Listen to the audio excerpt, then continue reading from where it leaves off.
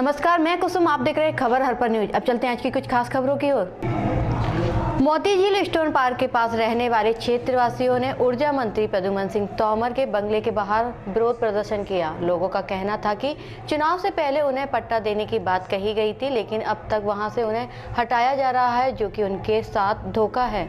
मोती झील stone park के पास रहने वाले क्षेत्रवासियों ने ऊर्जा मंत्री प्रद्युम्न सिंह तोमर के 38 नंबर बंगले के बाहर विरोध प्रदर्शन किया। यहां मौजूद लोगों का कहना था कि चुनाव से पहले उन्हें पट्टा देने की बात कही गई थी, लेकिन अब उन्हें वहां से हटाया जा रहा है, जो कि पूरी तरह से गलत है। जबकि चुनाव से पहले वहां पहुंचे मंत्री जी ने कहा था कि उन सबको सरकारी पट्टा दिया जाएगा। अब ऐसे में वे कहां जाएं?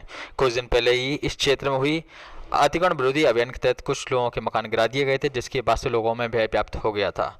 इस संबंध में हमारे संवाददाता ने यहाँ मौजूद लोगों से बात भी की। क्या शुभ नाम है? रमेश सप्ता, भारतीय कम्युनिस्ट पार्टी का कार्यकर्ता हूँ। क्या कारण है, क्या किस वजह से आपने लगाया धरना प्रदर्शन किया? ये माननीय हमारे ऊर्जा मंत्री प्रद्युम्न सिंह तोमर का चुनाव क्षेत्र है। मोती झील पे स्टोन पार्क बना हुआ है। वहाँ पर शिवनगर और गणेश नगर ये दो बस्ती है, छोटी छोटी, करीब 4-5 हज़ार लोग वहाँ रहते हैं। मेहनत मजदूरी करके अपना गुजारा करते हैं। झोंपड़ी बनी हुई है और पिछले 20 साल से रह रहे हैं। अभी पिछले चुनाव में और उपचुनाव में भी मंत्री जी ने वादा किया था वहाँ जाकर के जनता से कि हम आप लोगों के पट्टे दिलाएंगे। अभी 2 दिन पहले पुरानी छावनी थाने की पुलिस की मौजूदगी में जेसीबी मशीन से 4-5 मकान तोड़ दिए गए। लोगों ने एकजुट होकर के विरोध किया, सड़कों पे आ गए। तब वो कार्रवाई रुकी नहीं तो और सारे मकान तोड़ दिए जाते। उससे लोगों में आक्रोश है कि हम रोजगार तो है नहीं है, वो झोंपड़ी बना के रहे, वो झोंपड़ी को भी हटा रहे हैं। और अभी चुनाव से पहले हमारे मुख्यमंत्री माननीय शिवराज सिंह जी ने भी ये घोषणा की थी, अखबार में भी दिया था कि जो सरकारी ज़मीनों पे लोग रह रहे हैं उनको हम पट्टे देंगे। तो हम लोग उनके चुनावी वायदे पे अमल करने के लिए ये पट्टे की मांग को लेकर के प्रद्युम्न सिंह तोमर के बंगले पे आए हैं। माननीय मंत्री जी महोदय से आप क्या आशा रखते हैं, किस तरह से आप? हम उम्मीद करते हैं और आशा है कि हमारे मंत्री जी शायद इस पर कोई विचार करके और मध्य प्रदेश के मुख्यमंत्री से चर्चा करके और पट्टे देने की कार्रवाई कराएंगे, इस उम्मीद से आए हैं। आपके क्षेत्र से ही माननीय मंत्री जी चुनाव जीते, क्या आपको पूर्ण विश्वास है कि मंत्री जी आपकी बात हमें विश्वास है और आपकी समस्या का समाधान होगा?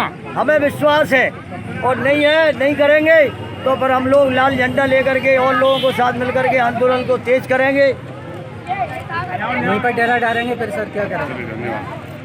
मिलावट से मुक्ति अभियान के तहत जिला प्रशासन द्वारा सिटी सेंटर स्थित सनबीम होटल पर बड़ी कार्रवाई की गई। यहां पहुंचे खाद्य सुरक्षा विभाग के सुरक्षा दल ने होटल की किचन का निरीक्षण किया और नमूने भी लिए। मिलावट से मुक्ति अभियान के तहत जिला प्रशासन द्वारा बड़ी कार्रवाई करते हुए सिटी सेंटर स्थित सनबीम होटल पर खाद्य विभाग सुरक्षा विभाग के सुरक्षा दल द्वारा कार्रवाई की गई है। यहाँ मौजूद अधिकारियों द्वारा पहले होटल की चेकिंग की गई और साथ ही यहाँ पर उनकी किचन में जाकर खाद्य सामग्री के नमूने भी लिए गए हैं। खबर लिखे जाने तक यह कार्रवाई जारी थी।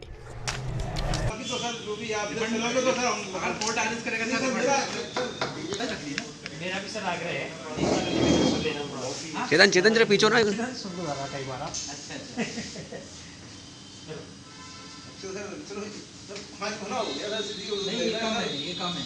पूर्व में इस होटल सनबीम पे कार्रवाई की गई थी। इनकी जुर्माने के रूप में 1.5 लाख रुपये जुर्माना किया गया था, जो जुर्माना इन्होंने भरा नहीं था। तो इसके तहत इसको सीज किया जा रहा है, किचन को सीज किया जा रहा है, किचन और रेस्टोरेंट को। गोले के मंदिर के पुरुषोत्तम बिहार में रहने वाले, जबकि बीते 2 रोज पहले सड़क हादसे में मौत हो गई। गुस्साए परिजनों ने आज पीएम के बाद युवक के शव को सड़क पर रखकर चक्का जाम कर दिया। मामले की जानकारी लगते ही स्थानीय प्रशासन और विधायक सतीश सिकरवार भी मौके पर पहुंच गए। उन्होंने मृतक के परिजनों को 4 लाख रुपए की आर्थिक सहायता राशि देने की घोषणा की है। गोले का मंदिर थाना क्षेत्र अंतर्गत पुरुषोत्तम बिहार में रहने वाले एक युवक की सड़क हादसे में मौत हो गई थी। गुस्साए परिजनों ने पीएम के बाद युवक के शव को सड़क पर रखकर चक्का जाम कर दिया। मामले की जानकारी लगते ही स्थानीय प्रशासन और विधायक सतीश सिकरवार भी मौके पर पहुंच गए। सतीश सिकरवार ने मृतक के परिजनों को 4 लाख रुपए की आर्थिक सहायता राशि देने की घोषणा की है। वहीं मौके पर मौजूद लोगों के आश्वासन के बाद चक्का जाम खोला जा सका।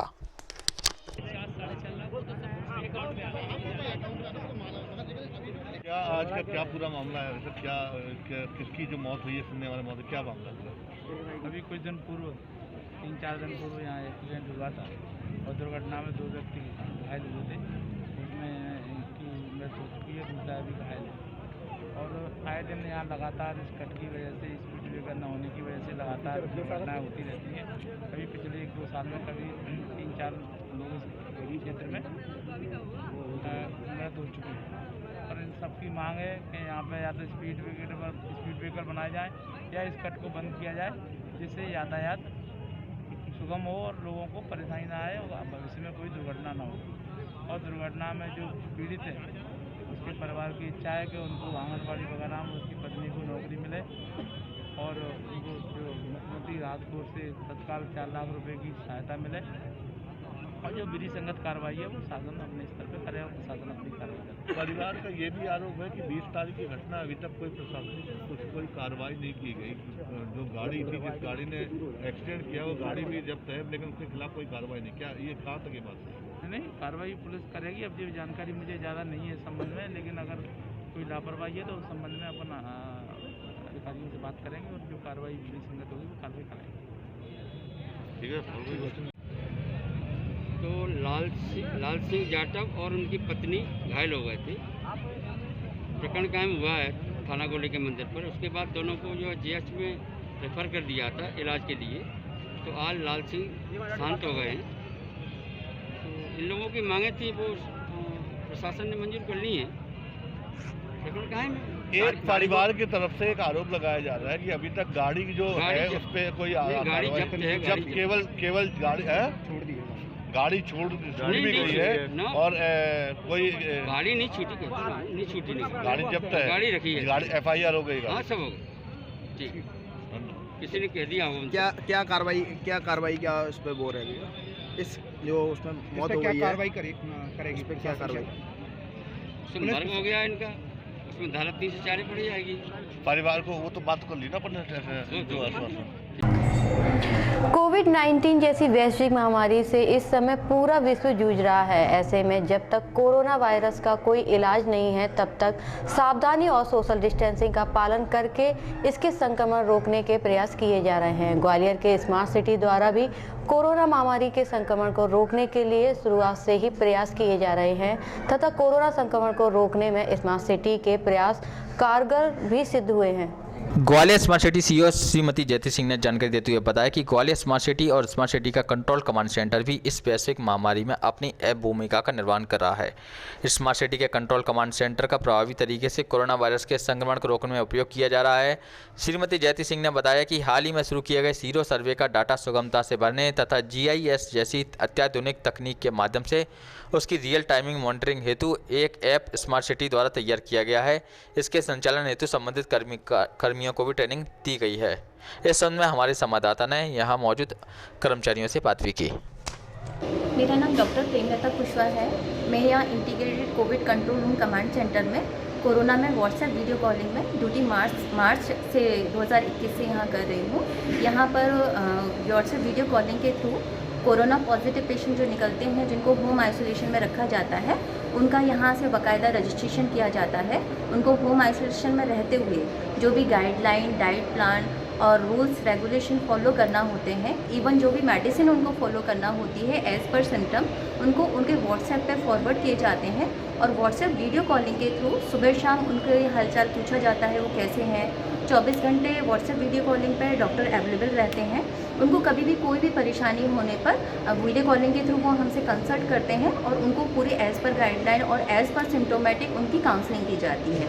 इसके साथ ही साथ अगर किसी पेशेंट को होम आइसोलेशन में रहते हुए कोई इमरजेंसी होती है या कोई परेशानी होती है, तो कमांड सेंटर से ही स्मार्ट सिटी में एम्बुलेंस की सुविधा भी अवेलेबल है, जिससे उस एम्बुलेंस के थ्रू उनको इमीडिएटली होम आइसोलेशन से हॉस्पिटल एज़ पर रिक्वायरमेंट पे वहाँ पर उनको शिफ्ट किया जाता है। ये सारी फैसिलिटीज़ स्मार्ट सिटी से बहुत अच्छे से मुहैया कराई जा रही है, जिससे काफ़ी लोगों को इससे लाभान्वित भी हुए हैं और कोरोना को कंट्रोल करने में हम काफ़ी हद तक सफल भी हुए हैं। Thank you. मेरा नाम अमन सिंह यादव है। यहाँ मैं कमांड सेंटर में एज ए इंचार्ज काम कर रहा हूँ। यहाँ पे हमारे द्वारा विभिन्न माध्यम से पॉजिटिव पेशेंट्स का डेटा कलेक्ट किया जाता है। तथा उनके द्वारा हमारे यहाँ पे हमारी टीम द्वारा उन लोगों को कॉल करके उनकी डिटेल्स वेरीफाई करा के उनके जो संबंधित वार्ड आईसीज हैं जो असाइन किए हैं उनको उन पेशेंट्स को एक एप्लीकेशन के थ्रू भेज दिया जाता है। अतः वो आईसी उसको उन पेशेंट्स को उनकी स्थिति के हिसाब से होम आइसोलेशन तथा हॉस्पिटल में शिफ्ट कराते हैं। और उसके बाद में हमारे यहाँ डॉक्टर्स की टीम बैठती है जो कि होम आइसोलेशन किए गए पेशेंट्स को समय समय पर दिन में रोज़ 2 बार कॉल करके उनको उनकी स्वास्थ्य संबंधी जानकारी लेती है। अतः किसी पेशेंट्स को कोई समस्या आती है होम आइसोलेशन के दौरान तो उसको हमारे यहाँ एम्बुलेंस की व्यवस्था की गई है। एम्बुलेंस तुरंत भिजवा कर वहाँ पे उसको हॉस्पिटल में संबंधित हॉस्पिटल में शिफ्ट कराया जाता है। अभी तक हमारे यहाँ से लगभग 700 पेशेंट्सों को होम आइसोलेशन किए गए पेशेंट्सों को हॉस्पिटल में शिफ्ट कराया जा चुका है। अतः हम इसके अलावा यहाँ से हम लोग जो पेशेंट जांच कराते हैं उनको उनकी पेशेंट्स की रिपोर्ट की भी जानकारी दी जाती है। और जो पेशेंट्स पॉजिटिव आए हुए होते हैं उनके घर की सैनिटाइजेशन करवाना होता है तो वो कॉल भी यहाँ पे लॉक की जाती है तो उनके घर का सैनिटाइजेशन किया जाता है। इसके अलावा एक सीरो सर्वे जो कराया जा रहा है उसका डेटा हमारी टीम के माध्यम से कलेक्ट किया जाता है। अतः उसकी भी जानकारी यहाँ पे रखी जा रही है कि रोज़ कितने सर्वे हो रहे हैं और किस एरिया में वो सर्वे किए गए वो भी हमारे यहाँ देखे जा सकते हैं। मेरा नाम डॉक्टर सौरभ सिंह तोमर, मैं Ayush medical officer CMHO office Gwalior में पदस्थ हूँ। स्मार्ट सिटी के द्वारा जब से कोरोना चालू हुआ है तब से एक व्हाट्सएप वीडियो कॉल की सुविधा दी गई है। जो होम आइसोलेशन के पेशेंट हैं उनको 24 घंटे यहाँ पर आपको चिकित्सक उपलब्ध मिलता है, जिसमें मेरी ड्यूटी अभी नाइट में है। नाइट में अगर किसी होम आइसोलेशन के पेशेंट को जो कि कोरोना की बीमारी से ग्रसित है, सामान्य लक्षण होने पर उसको सामान्य उपचार हमारे द्वारा दिया जाता है।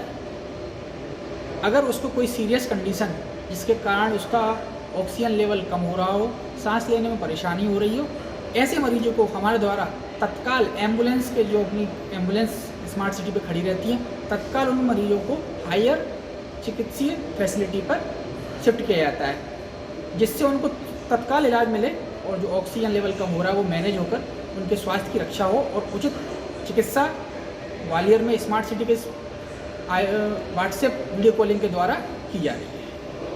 जलालपुरा गांव में मंगलवार की रात को पुरानी छावनी व क्राइम ब्रांच की टीम ने अवैध शराब की फैक्ट्री पकड़ी है। पुलिस ने ओपी से देसी शराब बनाते हुए 5 मजदूरों को पकड़ा है। जलालपुर गांव में मंगलवार की रात को पुरानी छावनी व क्राइम ब्रांच की टीम ने अवैध शराब की फैक्ट्री पकड़ी है। पुलिस ने ओपी से देसी शराब बनाते हुए 5 मजदूरों को पकड़ा है। पुलिस ने मौके से पैकिंग मशीन, खाली क्वार्टर, होलोग्राम, 300 लीटर ओपी व 18 पेटी बनी हुई देसी शराब बरामद की है। शुरुआती जांच में पता चला कि यह फैक्ट्री जीतू चौहान व जंगली लोधी चला रहे थे। दोनों आरोपित सहित 4 लोग पुलिस को देखकर मौके से भाग गए। यह कार्रवाई सीएम के निर्देश पर प्रदेश भर में चलाई जा रही एंटी ड्रग माफिया के तहत की गई है। पुलिस को सूचना मिली थी कि अवैध शराब के लिए बदनाम जलालपुर गांव में जीतू चौहान व जंगली लोधी अवैध शराब की फैक्ट्री चला रहे हैं। इस सूचना की तस्दीक के बाद डीएसपी क्राइम विजय सिंह भदौरिया व पुरानी छावनी थाना प्रभारी सुधीर सिंह कुशवाहा के नेतृत्व में टीम गठित कर फैक्ट्री पर छापामार कार्रवाई की गई है। वरिष्ठ पुलिस अधीक्षक इटावा आकाश तोमर द्वारा पुलिस लाइन स्थित स्पोर्ट कॉम्प्लेक्स का उद्घाटन किया गया। इस अवसर पर सभी अधिकारी कर्मचारीगण उपस्थित रहे। वरिष्ठ पुलिस अधीक्षक द्वारा किए गए स्पोर्ट कॉम्प्लेक्स के उद्घाटन में उपस्थित अधिकारी कर्मचारी गणों में काफी प्रसन्नता दिखाई दी।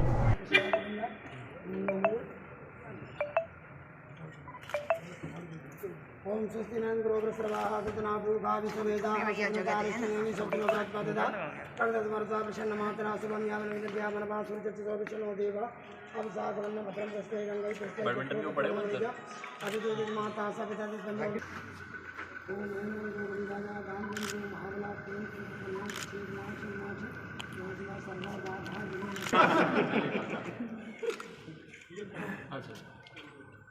ओम भद्रम करे आइए, इनको भी बुला लीजिए। अक्षय जो है ना, ये बैडमिंटन प्लेयर, आ जाओ भाई। अक्षय आओ, इनसे भी खिलवाए। आ जाओ, आ जाइए। आ रही कहाँ? आओ। ये शोरधन को भी बुला लो। आ जाओ भाई, आप भी आ जाओ। इन लोगों से बैडमिंटन भी खिलाना है। लो भाई, इसको भी लीजिए। प्लेयर का है हाँ भाई, ये स्पर्धा था ना, बुला लीजिए।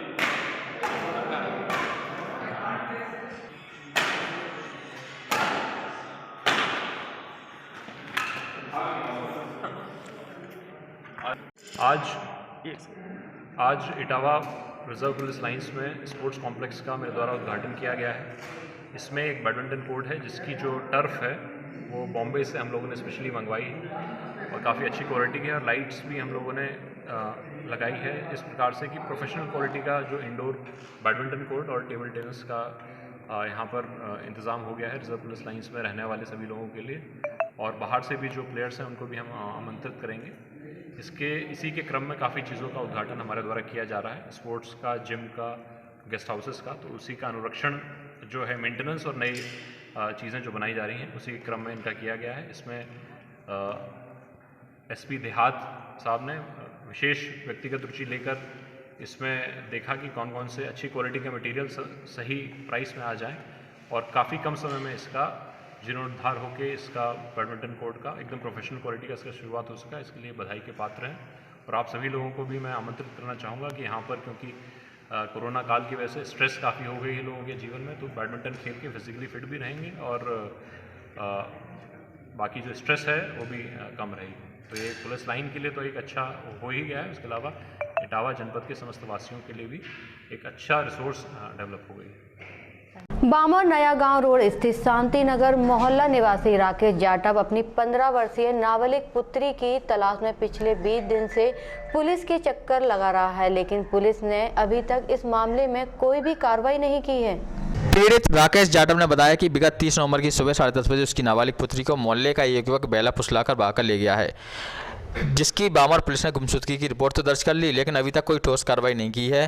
पीड़ित राकेश जाटव ने बताया कि अपनी पुत्री की तलाश में 30 नवंबर की दोपहर 2 बजे जब वह आरोपी के घर पुत्री को तलाशने गया तो आरोपी के परिवारजन द्वारा उसकी लाठियों से पिटाई कर पैर तोड़ दिया गया। राकेश जाटव का कहना है कि आरोपियों के परिवारजनों द्वारा उन्हें धमकियां देकर आए दिन परेशान किया जा रहा है, लेकिन पुलिस इस मामले में कोई ठोस कार्रवाई नहीं कर रही है। बामर से हमारे संवाददाता शिवशंकर सेवरे की खबर। अपना काम करती है। क्या समस्या है तुम्हारी? जी परेशानी है साहब, ना तो मेरी बच्ची के बारे में पता चल गया, ना मेरे पैर टूटे उनको पकड़ा, ना मेरे को मेरी रिपोर्ट लिखी मेरे हाथ से, 2 बजे रिपोर्ट लिखा गया, 2 बजे बच्चे को बुलाकर ईशान करवा लिया। आपकी बच्ची को कौन ले गया है? बच्ची को ले गया अनिल। उसकी रिपोर्ट की है आपने? रिपोर्ट की थी मगर करी नहीं है, में डाली, नंबर नहीं लिया। कब रिपोर्ट की थी आपने? हमने 30 तारीख को दी थी। 30 तारीख को ली नहीं, बोले 2 दिन बाद ले। इन्ने जो बोली हम 24 घंटे से पहले कोई रिपोर्ट नहीं लेंगे, आप ढूंढो पहले। हम ढूंढने गए, उनके रिश्तेदारों ने उसके पैर तोड़ दिए। किसके? राकेश के पैर तोड़ दिए। नरेश ने सरिया मारा है, और राजू ने चप्पल मारा है, और बंटी ने लाठी थी, और दीपक पे चाकू था जो मेरी गद्दी में हथेली में अभी भी लगा है। तो जो आपकी रिपोर्ट उसकी तो पकड़ गए ना आरोपी वगैरह? पकड़ गए, 2 पता नहीं है, 10 लोग हैं, 3 लेडीज हैं उसके साथ में। अरे तो 2 तो पकड़ गए। 2 पकड़े तो क्या हो रहा है, छोड़ दिया तो चालान भी लग गया उसमें। हाँ चालान, अब तो तुम कहो चालान लग गया, और क्या तुमने तो सिर्फ अपना काम कर लिया ना यार। 10 आदमियों तो 3 नाम लिख दिए तुमने, तो कितना पैसा लेते हो आप लोग? ये आप क्या चाहते हो? FIR जानकारी कराई थी आपने? नहीं करे,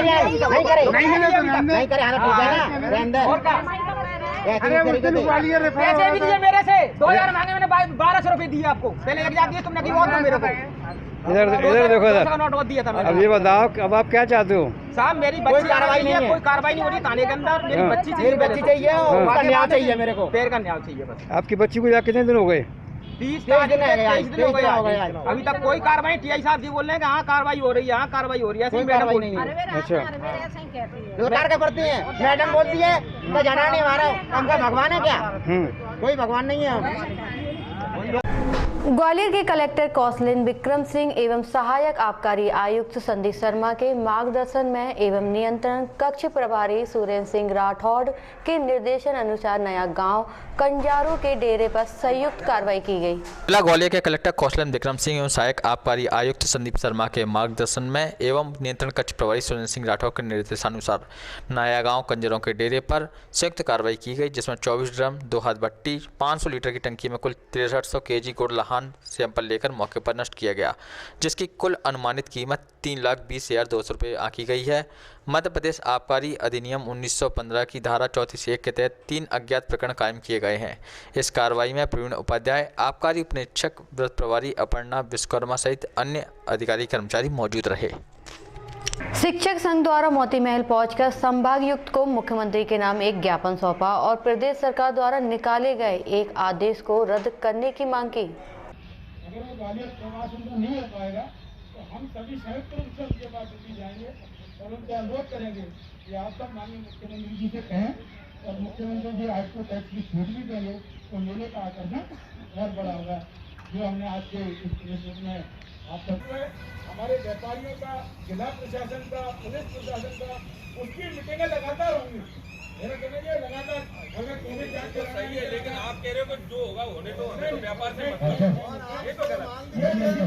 मेले में आने वाले दुकान व्यापारी वो जो ठीक है, आप कहना कि जो व्यापारी आ रहे हैं, जो एम्प्लॉय आ रहे हैं, उनका ग्रुप इस विषय को आगे नहीं सकते, उनका ग्रुप इंश्योरेंस हो, उन व्यापारियों का भी, उनके यहाँ काम करने वालों का भी हम उस पर प्रयास करेंगे।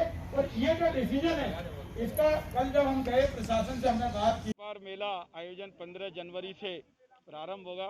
मध्य प्रदेश के एमएसएमई मंत्री आदरणीय ओम प्रकाश सकलेचा जी ने ग्वालियर व्यापार मेला व्यवसायी संघ और कैट के संयुक्त प्रतिनिधिमंडल को यह आश्वस्त किया है और व्यापारी संघ ने यह निर्णय लिया है कि मेले के आयोजन को कोविड-19 के प्रोटोकॉल के तहत हम पालन कराएं, सैनिटाइज कराएं, आगंतुक हमारे सैलानियों को हम लोग उन्हें मास्क का वितरण करें और जिला प्रशासन, पुलिस प्रशासन, व्यापारी वर्ग, सभी व्यावसायिक संगठन मिलकर एक एग्जाम्पल सेट कर लें कि ग्वालियर में एक भी सैलानी को असुविधा ना हो, किसी व्यापारी को असुविधा ना हो। बहुत सारे प्रस्ताव हमारे सामने हैं। अभी जैसे ही माननीय मंत्री महोदय आएंगे ग्वालियर, उनकी मीटिंगें होंगी, जिला प्रशासन की मीटिंग होंगी, तो सारे प्रोटोकॉल बनेंगे, एक SOP बनेगी, स्टैंडर्ड ऑफ जो ऑपरेशन पॉलिसी होती है उसको बनाएंगे और वो सब समाज के समक्ष रखकर हम चाहते हैं कि आर्थिक गतिविधियां चालू हों, हम सब सुरक्षित रहें, इन सब पर हमारा काम आगे बढ़ेगा। टैक्स को लेकर क्या बात हुई है? टैक्स को लेकर किस तरह से हमने माननीय मंत्री जी के समक्ष ये बात रखी थी, तो अभी तो मेले लगने की तिथि घोषित हो गई है। अगला ITO टैक्स को लेकर ग्वालियर व्यापार जो मेला संघ है वो और कैट मिलकर 24 तारीख को माननीय विवेक नारायण सेजवलकर जी सांसद ग्वालियर से मिलेंगे। उसके बाद 26 तारीख की संभावना है श्रीमान ज्योतिरादित्य सिंधिया साहब के ग्वालियर आने की, हम उनसे मिलेंगे। माननीय नरेंद्र सिंह तोमर जी अगर ग्वालियर आएंगे तो मिलेंगे, अथवा दिल्ली जाके मिलेंगे। और प्रदेश के मुख्यमंत्री जी से हमने 17 तारीख को मिलकर निवेदन किया है। हम सभी से निवेदन करके ITO टैक्स की छूट मांगेंगे। मुझे उम्मीद है कि जब मेले की तिथि घोषित हो गई है तो आदरणीय सभी लोग मिलकर ITO टैक्स रिबेट दिलाएंगे, जिससे मेले का आकर्षण और कारोबार दोनों बढ़े। अब की बार में मेले को लेकर के 2 महीने की मेले की अवधि जो माननीय मंत्री जी ने बैठक में कहा था, 2 महीने की अवधि को मेला लगेगा। सांस्कृतिक कार्यक्रम के बारे में जिला प्रशासन बैठक करेगा, पुलिस प्रशासन बैठक करेगा, किस लेवल के होंगे, क्या होंगे, जो जिला प्रशासन तय करेगा। अब होगी आपसे अगली बुलेटिन में मुलाकात, तब तक के लिए बने रहिए खबर हर पल न्यूज के साथ।